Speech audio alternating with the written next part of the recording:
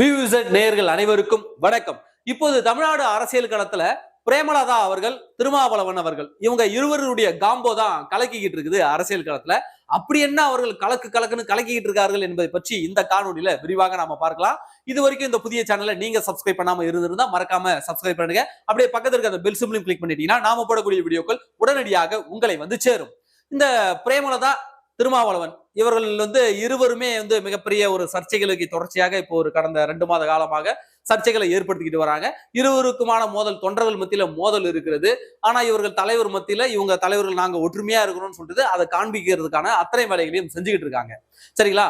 நான் திருமாவளவன் அவர்கள் நல்ல ஒரு இன்டலெக்சுவலு, நல்லா பேசுவாரு, அரசியல் தெரிந்த நபர், சாதுரியமிக்கவர் அப்படின்னு நான் நினைச்சுக்கிட்டு இருந்தேன். ஆனா வர வர வர பொய்யா பேசிக்கிட்டு இருக்கான். வெறும் பொய்யா பேசலாம், இவனுக்கு ஒரு சீட் எடுத்து போடுங்கன்ற மாதிரி திருமாவளவன் அவர்கள் பொய்யா பேசிக்கிட்டு திரிகிறாரு. இப்போ வாய்க்கு வந்ததை கதையை அடிச்சு விடுறாரு. அண்ணன் சீமான் அவர்களை தான் கதை சொல்லின்னு எல்லாரும் சொல்லிக்கிட்டு இருக்காங்க அரசியல்ல.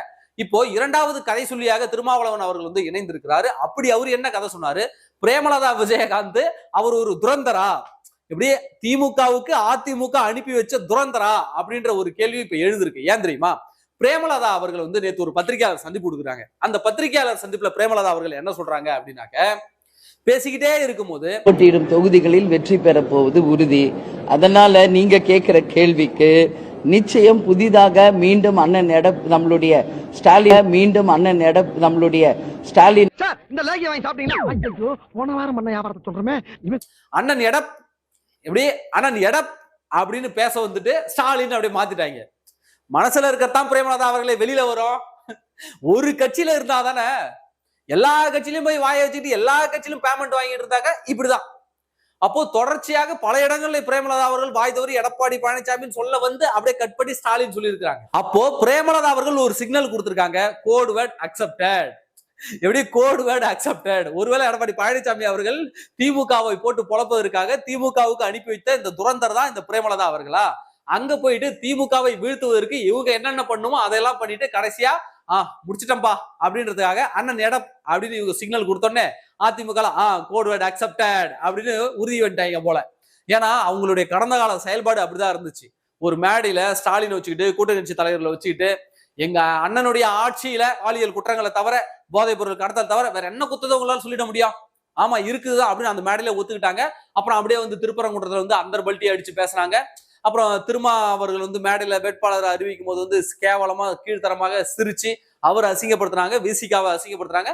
இப்படி தொடர்ச்சியாக திமுக கூட்டணியில போய் சேர்ந்ததுக்கு, எப்படி 10 சீட்டு ஒரு ராஜ்யசபாவும் கொடுத்ததுக்கு அவங்களால என்ன செய்ய முடியுமோ அதை திமுக கூட்டணியில வச்சு செஞ்சு இன்னைக்கு திமுக காரங்களாம் செம்ம கடுப்புல இருக்காங்க. இந்த அம்மாவை யாயா கொண்டு வந்தீங்க, 10 சீட்டு கூட்டு வந்த பாவத்துக்கு நம்மளுக்கு நல்லா பெரிய அப்பா எடுத்து சொறி விட்டுருச்சுன்னு சொல்லிட்டு அவங்க எல்லாம் ஒரு பக்கம் காண்டிலே தான் சுத்திக்கிட்டு இருக்காங்க.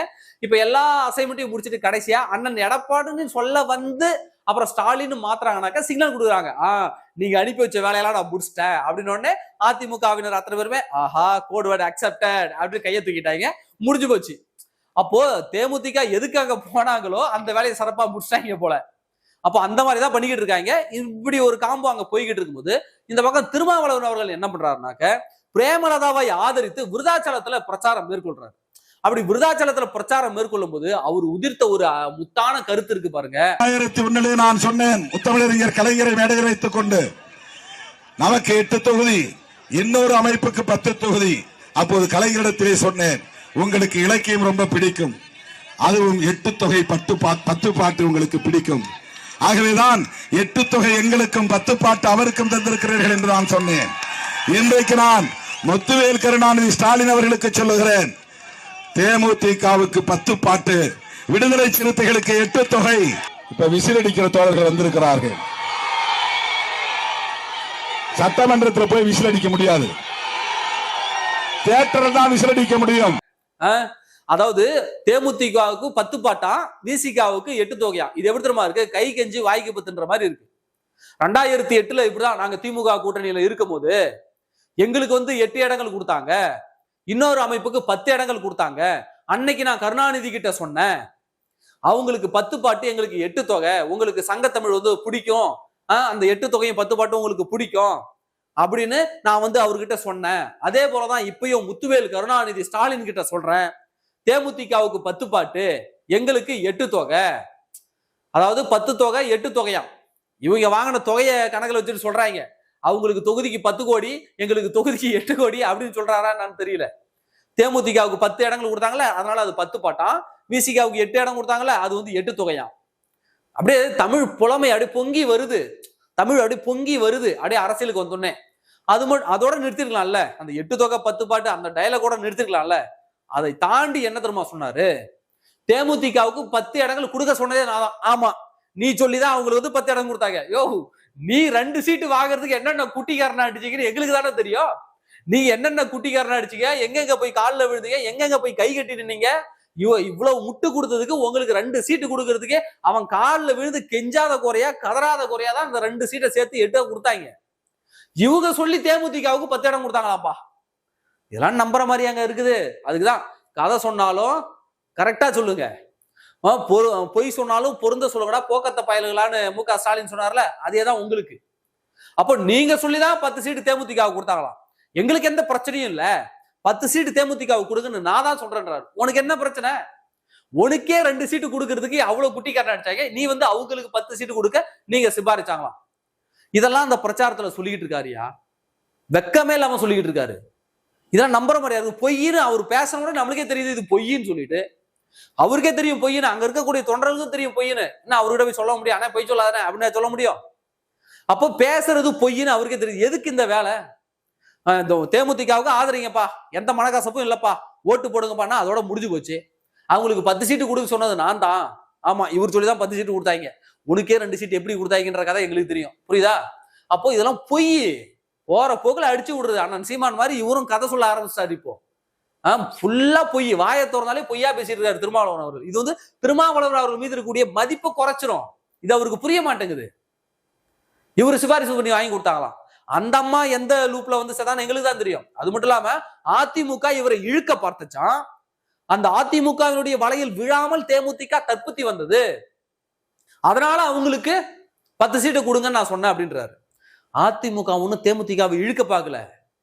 தேமுதிக என்ன தெரியுமா கேட்டாங்க, 15 தொகுதி கேட்டாங்க, தொகுதிக்கு 50 கோடி ரூபாய் கேட்டாங்க அதிமுக. அப்போ ஒரு 10 ரூபா பொருளை 10,000 ரூபாய் கொடுத்து வாங்குறதுக்கு அதிமுக ஒன்றும் முட்டாள் கிடையாது. பார்த்துச்சு, அம்மா பெரிய கும்பிடா கும்பிட்டு பொத்திக்கிட்டு கடையை சாத்திட்டு கிளம்புவான்னு சொல்லிட்டு அதிமுக விரட்டி விட்டாங்க. அதிமுக ஒன்றும் தேமுதிகவை இழுக்க பார்க்கல, அதிமுக விரட்டி விட்டாங்க. அப்புறமா தான் அவங்க திமுக கிட்ட வந்து சேர்த்தாங்க. ஏன்னா காங்கிரஸ் பிச்சுக்கிட்டு போற மாதிரி இருந்ததால அதை டேலி பண்றதுக்காக வேற வழி இல்லாம சேர்த்து விட்டாங்க. புரியுங்களா தோழர் திருமா அவர்களே? தேமுதிக ஒன்றும் இழுக்கிறதுக்கு அவங்க ஒன்றும் முட்டாள் கிடையாது. வெறும் 0.5% ஓட்டு வச்சிருக்கிறவங்களுக்கு 15 சீட்டை தூக்கி கொடுத்து தொகுதிக்கு 50 கோடி ரூபாய் கொடுக்கறது முட்டாள் கிடையாது. உங்க ஸ்டாலின் வேணா தற்குறியா இருக்கலாம், ஆனா எடப்பாடி பழனிசாமி அப்படி கிடையாது. அதனால இதெல்லாம் பொய்யான வாதம் இது. அப்ப இதெல்லாம் நிறுத்திக்கணும். அதே பிரச்சாரத்துல என்ன சொல்றாருனாக்க, இப்ப புதுசா வந்து விசில் அடிச்ச தோழர்கள் வராங்க அப்படின்னு விஜய் விமர்சிக்கிறாரு. அவர் வந்து தியேட்டருக்குள்ளதான் விசில் அடிக்க முடியும், சட்டசபைக்குள்ள விசில் அடிக்க முடியாது, மீண்டும் அவரை தியேட்டருக்கே அனுப்புவோம் அப்படின்னு இன்னைக்கு வந்து உரிமைக்கிட்டு இருக்காரு. இந்த திரைத்துறையிலிருந்து வரவங்க கூத்தாடி வந்துட்டான், திரைத்துறையிலிருந்து வந்துட்டான் அப்படின்னு சொல்லிட்டு எல்லாம் விமர்சிக்கலாம் அந்த காலம் முடிஞ்சு போச்சு. அப்படிலாம் சொல்லி விமர்சிச்சா இனிமே அது எடுபடாது. அது அண்ணன் திருமாவளவன் அவர்களுக்கு தெரியவில்லை. அப்போ உதயநிதி ஸ்டாலின் என்ன சொல்லுவீங்க? உதயநிதி ஸ்டாலின் படத்துல நடிச்சுதானே வந்தாரு. அப்ப உதயநிதி ஸ்டாலின் உங்க கண்ணுக்கு கூத்தாடியா தெரியலையா? உதயநிதி ஸ்டாலின் விசில் அடிச்சாங்க குஞ்சியா தெரியலையா? விஜய் தான் உங்களுக்கு விசில் அடிச்சாங்க குஞ்சா தெரியறாரா என்ன? விஜய் தான் கூத்தாடியா உங்களுக்கு தெரியறாரா என்ன? ஸ்டாலின் கூட தான் தமிழ்நாட்டினுடைய பிரபல நடிகர், அவர் நடிச்ச படத்துல நீ பார்த்தது இல்லையா? ஏன் திருமாவளவன் அவர்களே படம் நடித்திருக்கிறார், 2 படம். திருமாவளவன் நடித்த படத்தை யாராவது பார்த்திருக்கீங்களா? போய் பாருங்க, யூடியூப்ல இன்னும் இருக்கும். அப்ப நீங்க யார் திருமாவளவன் அவர்களே? உங்க பக்கத்துல கூடிய பிரேமலதா அவர்கள் யாரினுடைய அடையாளத்தை வச்சுட்டு வந்தாங்க? அவங்களும் சினிமா கூத்தாடி தான். புரியுதுங்களா? நீங்களும் சினிமா கூத்தாடி தான், உதயநிதி ஸ்டாலினும் சினிமா கூத்தாடி தான், மு.க. ஸ்டாலினும் சினிமா கூத்தாடி தான். அப்போ இந்த சினிமா கூத்தாடின்னு சொல்லிட்டு அந்த விமர்சனங்கள்லாம் எடுபடாது களத்துல. இன்னும் கிரிஞ்சு பண்ணிக்கிட்டு இருக்காதீங்க, இன்னும் கிரிஞ்சா பேசிக்கிட்டு இருக்கீங்க. மாத்துங்க, இல்லைன்னா அவுடேட்டட் ஆயிடுவாங்க, மக்கள் புறக்கணிச்சிருவாங்க. அவர் வந்து தியேட்டருக்கே அனுப்புவோம். அப்ப உதயநிதி ஸ்டாலின் அவர் நடிகர் இல்லையா? அவர் எந்த படத்துலயுமே நடிக்கலையா? அப்போ இந்த மாதிரி போற இடத்தெல்லாம் பிரச்சாரன்ற பேர்ல ஏதாவது ஒண்ணு கக்கிக்கிட்டு இருக்க வேண்டியது. ஏன் திமுக உங்க கட்சி கூட்டணியில் இருக்கீங்களா, திமுக செஞ்ச சாதனையை சொல்லி ஓட்டு கேளுங்க. இந்த வேங்கை வயல்ல தண்ணீர்ல மலம் கலந்தாங்களே அந்த சாதனையை சொல்லுங்க. பட்டியலின சமூக இளைஞனை ஆணவ படுகொலை செஞ்சாங்களே அந்த சாதனையை சொல்லி ஓட்டு கேளுங்க. பட்டியலின மாணவன் சின்னதுரைய வெட்டினாங்களே தென் தமிழ்நாட்டுல, அந்த அந்த கொலைவெறி தாக்குதலை சொல்லி நீங்க ஓட்டு கேளுங்க, அந்த சாதனையை சொல்லி ஓட்டு கேளுங்க. உங்க கட்சி கொடியை ஏத்த விடாம பண்ணச்ச திமுக பண்ண சாதனை மாபெரும் சாதனை, அந்த சாதனையை சொல்லி ஓட்டு கேளுங்க. அதை விட்டுட்டு அதிமுக காலில் விழுந்துட்டாரு, எடப்பாடி பழனிசாமி அடிமையாயிட்டாரு, என்ன இதெல்லாம்? நீங்க 5 வருட காலம் ஆட்சியில் இருந்தீங்க, நீங்க என்ன புடுங்குனீங்க அதை சொல்லி ஓட்டு கேளுங்க. புரியுதுங்களா? ஆவுனா எடப்பாடி பழனிசாமி காலில் விட்டார், அடிமையாயிட்டார். இதை தவிர என்ன பிரச்சாரம் உங்கள்கிட்ட இருக்கு? இந்த பக்கம் விஜய், எப்படி இந்த பக்கம் விஜய் வந்து கூத்தாடி, அவருக்கு ஒண்ணும் தெரியாது, அரசியல் தெரியாது, இருக்கட்டும். உனக்கு என்ன பிரச்சனை? ஏன்னா இந்த திமுக கூட்டணி கட்சியில இருக்க அத்தனை பேருக்கும் விஜய் கிட்ட என்னதான்டா பிரச்சனை? எங்கேயாவது எடப்பாடி பழனிசாமி புலம்புறாரா பாத்தீங்களா? விஜய பத்தி எங்கேயாவது அவர் கவலைப்பட்டுக்கிறாரா? இவரை விமர்சிச்சா அவர் பேசுவாரு, மத்தபடி விஜயை பத்தி அவர் பேசவே மாட்டாரு. விஜய வாண்டடா வம்புக்கே எழுத மாட்டாரு. ஏன்னா விஜயை அவர்கள் போட்டியாகவே கருதவில்லை. நீங்க ஏன் விஜயை பார்த்து பயப்படுறீங்க? எதுக்காக திமுகவும் திமுக கூட்டணி கட்சியிலும் 24 மணி நேரம் விஜய்ன்னு சொல்லிட்டு கதறிக்கிட்டு இருக்கீங்க? ஒண்ணும் புரியலையே. அதிமுக யாருக்கும் என்னைக்கு பயப்பட்டது கிடையாது. யாருனாலும் கட்சி தொடங்குங்க, யாருனாலும் அரசியல் வாங்க, அதை பத்தி எங்களுக்கு கவலை கிடையாது. நாங்க மக்களுக்கு பணி செஞ்சிருக்கோம், சிறப்பான ஆட்சியை தந்திருக்கோம், எங்களுடைய கட்சியினுடைய கட்டமைப்பு வலுவாக இருக்கிறது, கோடிக்கணக்கான தொண்டர்கள் எங்களுக்கு இருக்காங்க, நாங்கள் அதை நம்பி களத்துல இருக்கிறோம், யாரை பார்த்தும் பயப்பட வேண்டிய தேவை எங்களுக்குன்னு சொல்லிட்டு அதிமுக ஸ்ட்ராங்கா நிக்குதுல. ஆனா விஜய் கட்சி ஆரம்பிச்சதுல இருந்து இன்னைக்கு வரைக்கும் திமுகவும் திமுக கூட்டணி கட்சியெல்லாம் புலம்பிக்கிட்டு இருக்கானுங்க எங்க பார்த்தாலும். அப்போ யாரு பயந்து போய் நிற்கிறான்னு இந்த தமிழ்நாடு மக்கள் பார்த்து தெரிந்து கொள்ளுங்க. அப்போ பிரேமலதா, திருமாவளவன், இந்த காம்போ தான் இன்னைக்கு தமிழ்நாடு அரசியல் காலத்துல சுழண்டடிச்சுக்கிட்டு இருக்கு. ஒரு மாத காலமாக நல்ல என்டர்டைன்மெண்ட்டை இவங்க இருவர் தான் கொடுத்துக்கிட்டு இருக்காங்க. அதுவும் திருமாவளவனுடைய பிரச்சார வாகனத்தெல்லாம் ஏறினவன அப்படியே செல்லமா அப்படி கன்னத்துல தடவி பார்த்தார், அடிக்கல. அது அடித்தல்னு சொல்லக்கூடாது, புரியுங்களா? எப்படி குற்றம் சொல்லுங்க கண்டிங்கன்னு சொன்னா நான் தோழமை சுட்டு செய்கிறேன் அப்படின்னு சொல்றாரோ அந்த மாதிரி அதுக்கு பேர் அடித்தல் இல்ல, கன்னத்தை வருடி விடுதல். கன்னத்தை வருடி விடுதல். ஒருத்தன் முன்னாடி வண்டியில முன்னாடி பாஞ்சு வரான், அவனை வந்து போர்டால அடிச்சுட்டாங்கன்னு எல்லாரும் சொல்றாங்க. திருமாவளவன் போர்டால அடிக்கல, தம்பி மேல ஒரு கொசு உக்காந்துருச்சு. குட்டி சிறுத்தையின் மீது ஒரு கொசு கடித்தால் அந்த தாய் சிறுத்தை பொங்கி வராதா? அதான் அப்படியே அந்த கொசுவை லைட்டா தட்டி விட்டாருன்னு சொல்லுங்க, புரியுதுங்களா? அடிச்சாரு அப்படிதான் சொல்லக்கூடாது, அப்படிதான் போட்டு கலாய்ச்சிட்டு இருக்கீங்க, அதெல்லாம் தவறு. எனவே திருமாவளவர்களுக்கு நாங்கள் சொல்லுவதெல்லாம் ஒன்றுதான், நீங்க உங்கள் சமூக மக்களுக்கு எதிராக இழைக்கப்பட்ட அநீதிக்கு எதிராக கூட நீங்க குரல் கொடுக்கல, திமுக செஞ்ச அத்தனை பாவத்துக்கும் கூட துணை நின்றீங்க, அவர்களுக்கு முட்டு கொடுத்தீங்க, அவர்கள் அனுபவிக்கக்கூடிய அவருடைய பாவ முட்டையை நீங்களும் சேர்த்து தூக்கி சுமந்தீங்க. அதற்கான பதிலை இந்த தமிழ்நாடு மக்கள் கொடுப்பாங்க. தேமுதிக தொண்டர்களும் விசிக தொண்டர்களும் களத்துல மோதிக்கிட்டு இருக்காங்க, உங்களுக்கு அது தெரியல. நீங்கள் அவர்களை சமாதானம் செய்வதற்கு எவ்வளவோ வேஷம் போட்டு கூட அதை நம்புவதற்கு அவர்கள் தயாராக இல்லை. குறிப்பா விடுதலை சிறுத்தைகள் தம்பிகள்லாம் செம்ம காண்டுல இருக்காங்க தேமுதிக மேல. அந்த கேவலமான ஒரு சிரிப்பு இருக்குல்ல, அந்த சிரிப்புக்கு எரிச்சலான சிரிப்பு. அது எப்படி அந்த சிரிப்பு என்ன கேவலமா உங்களை நினைச்சிருந்தாங்கன்னா அந்த சிரிப்பு அவங்க முகத்துல வந்திருக்கும். அதை இன்னும் விசிக தொடர்கள் மறக்கல, மறந்துடாதீங்க. நீங்க வேணா வெளியில வந்து சிரிச்சு பேசி கை கொடுத்து கை குலுக்கிக்கலாம், ஆனா தொண்டர்கள் அதற்கான எதிர்விளைவுகளை நிச்சயம் ஆற்றுவாங்க. நன்றி.